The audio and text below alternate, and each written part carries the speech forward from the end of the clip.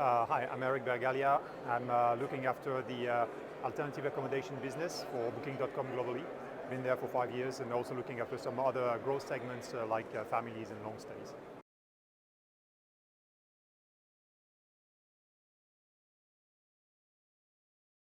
So what we've been doing for a few years now is really invest massively into the home business, right? Home grew into a company priority for the past couple of years, and we've been investing a lot in product, marketing, and a lot of other things to make sure that first people, hosts, see that we have more and more demand coming, and then listings coming to Booking.com are getting more production. Also, we've been working a lot on a lot of product improvements. Last year alone, we launched liability insurance, damage policy program, we introduced request to book pilot, and we made a lot of improvements to make sure that we, on the payment side as well, or on the conversion side, all the hosts are finding all the things that they want from Booking.com. And thanks to this and increased investment in marketing, we've seen tremendous growth in new host acquisition and production as well. So far so good on that front.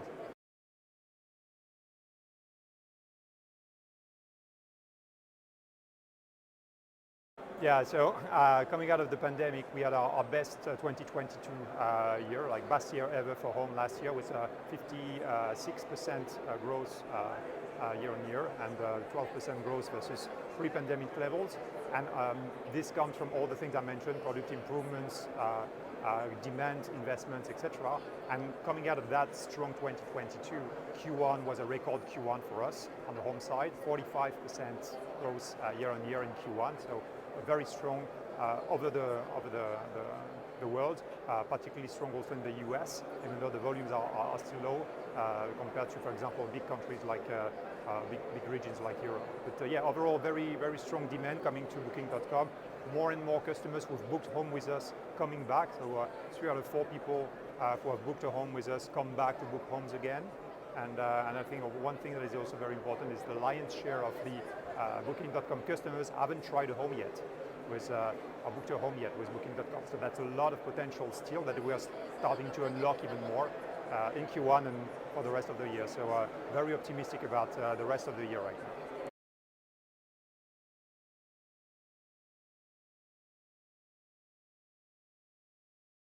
We're cautiously optimistic, I would say, yeah. It's based on when we look at the performance last year, the performance this year, we've been outpacing the market. A lot of industry research firms in the short-term rental industry, as well as our partners, right, are telling us that we've been gaining share. So at least from the booking perspective, we're seeing that we are continuing to grow strongly. When we look at the bookings for the rest of the year, right, for the summer and September period, we're actually doing fairly well. I think we see that also in the current context, people are booking a bit more in advance to try to secure the right rates at the right time. And yeah, so here again, so far so good. We're quite optimistic about the growth in that space.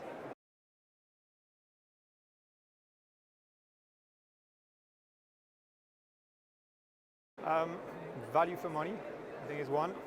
We have a research that shows that over 60% of people are now looking to be more precise about how they're going to plan their trips, right, and make sure that they stick to their budget.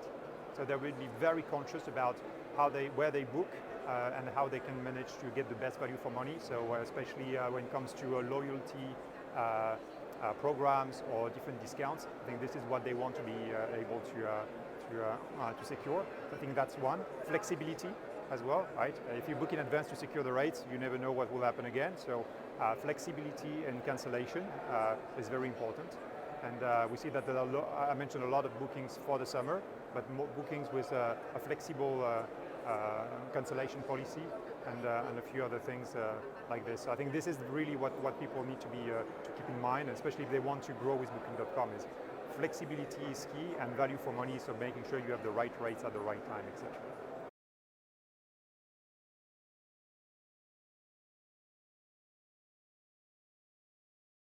Well, we have a big plan in terms of continuing first to improve on all the things that we've been launching, right? So, for example, accelerating on the importing the external review scores that will allow new properties to get a review score and faster and get increased performance. Continuing to invest in trying to launch new solutions for hosts who would like to work with us but are still hesitating. Like for example, request to book. Just last week actually, we extended the request to book functionality to Spain, Italy, Germany, and a few other countries, on top of US, France, and Australia. And we'll continue to roll that out, continue to improve some programs in terms of damage policy program and things like that, and also continue to invest massively in marketing. Right? You've seen at the Super Bowl the Melissa McCarthy ad, a lot of home presence in there, so a lot more investments coming on the marketing side that's showing how serious we are about growing in that space. And hopefully we'll be able to call out the same time of growth next time we talk.